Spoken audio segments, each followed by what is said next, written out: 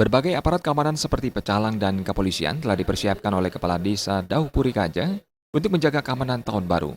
Pihaknya juga telah berkoordinasi dengan seluruh klien adat di wilayah Desa Daupuri Kaja untuk turut menjaga keamanan. Kepala Desa Daupuri Kaja Nyoman Gede Rismawan berharap seluruh masyarakat agar turut serta menjaga keamanan desa. Nyoman Gede Rismawan juga menghimbau kepada masyarakat untuk saling menjaga kedamaian antar sesama. Mudah-mudahan masyarakat kami yang ada di Desa Daupuri Kaja ini tetap menjaga situasi agar aman. Jadi sama-samalah menjaga situasi atau di dusun masing-masing itu tetap menjaga wilayah agar kondusif. Harapan kami mudah-mudahan tahun baru ini berjalan dengan baik sesuai dengan apa yang kami harapkan, yaitu menjaga keamanan dan ketertiban di masyarakat kami. Sementara itu, Ketua Komisi 1 DPRD Kota Denpasar, Iketut Suteja Kumara berharap kepada seluruh masyarakat agar menghindari hal-hal yang dapat memicu perselisihan antar masyarakat.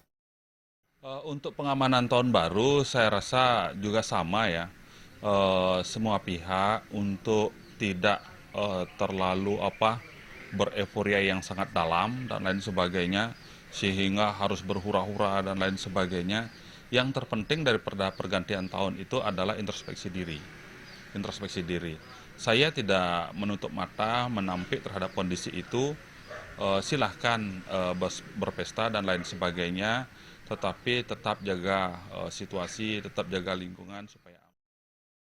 Penjaga keamanan seperti pecalang telah diberikan pembinaan terlebih dahulu.